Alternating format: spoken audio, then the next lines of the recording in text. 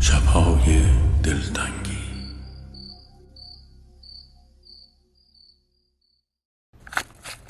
یا حسین غریب مادر، یا حسین غریب مادر، توی یرما به دل من یه گوشه چشم تو بسته واسه حل مشکل من. آخرش میاد یه روزی رو چشام قدم میذاری، میبریم تا کربلا و نمیذاریم تو خماری. یه روزی میاد آقا جون که منم سگه تو باشم، چشم و موقع مرگم زیر پات گذاشته باشم، چشم و موقع مرگم زیر پات گذاشته باشم. دل من عاشق میمونه، دائم از شما میخونه.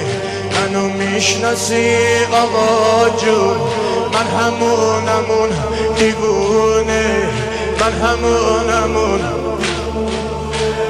اونی که تنها دلش از همه بریده، اونی که واسه یه بارم هنوز آقاشو ندیده.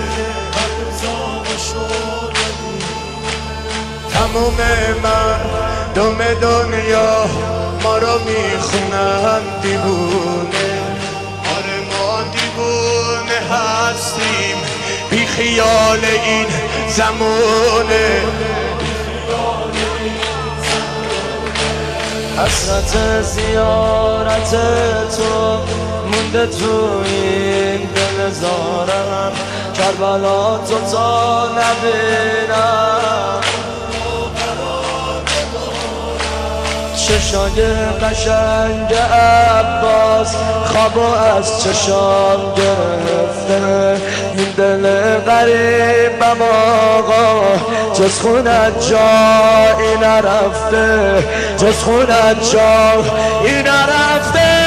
یا حسین دلم همیشه به فدا تو شور شینه، همه جا ذکر لب من یا حسین و یا حسینه. گاهی وقتا توی خوابم کربلا تو من میبینم، سینه خیز میام تو صحنه، پای اون زریت میشینم، پای اون زریت میشینم. آقا حسین